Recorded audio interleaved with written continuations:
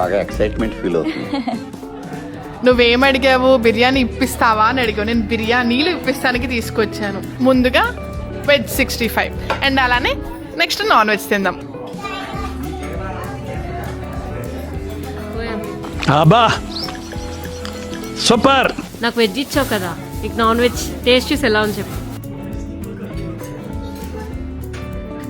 ఇచ్చేసావా mutton fry piece biryani ఎంత బాగుందో చూస్తుంటే నేను నోదూరుతుంది. ఎలా ఉంది? చక్కగా ఉడికింది ముక్క. Most yummy chicken 65 biryani. 50+ biryanis అంటే మామూలు విషయమా? మరి ఏమనుకుంటున్నావు? That in Australia. అట్లుంటుంది మనతో. సో తప్పకుండా బిర్యానీ నేషన్ అయితే ట్రై చేయండి అండి. 50+ బిర్యానీ సూపర్ ఉన్నాయి టేస్ట్. క్యాటరింగ్స్ కూడా అవైలబుల్ అండి. నీకు స్పైస్ ఇష్టం కదా, ఇదిగో పచ్చిమిర్చి గోబీ. స్పైసీ.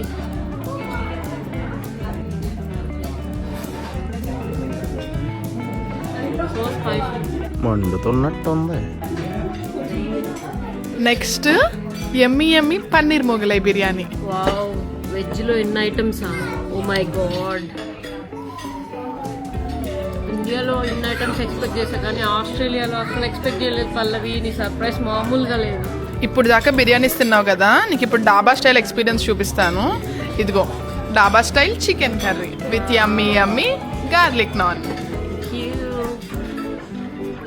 చూసావా, నువ్వు బిర్యానీ అడిగావు, నేను బిర్యానీస్తో పాటు డాబా స్టైల్ చికెన్ కర్రీ నాన్స్ అన్ని టేస్ట్ చూపించాను. స్టార్టర్స్ కూడా ఎలా ఉన్నాయి, సూపర్ ఉన్నాయి కదా. నీకు ఒకటి చెప్పనా సువిధా, నా ఫ్రెండ్స్ బ్రిస్బెయిన్లో, సిడ్నీలో, ఎడిలేడ్లో ఉన్న వాళ్ళు ఇక్కడికి వచ్చినప్పుడల్లా ఇక్కడ నుంచి క్యాటరింగ్స్ తీసుకెళ్తారు తెలుసా.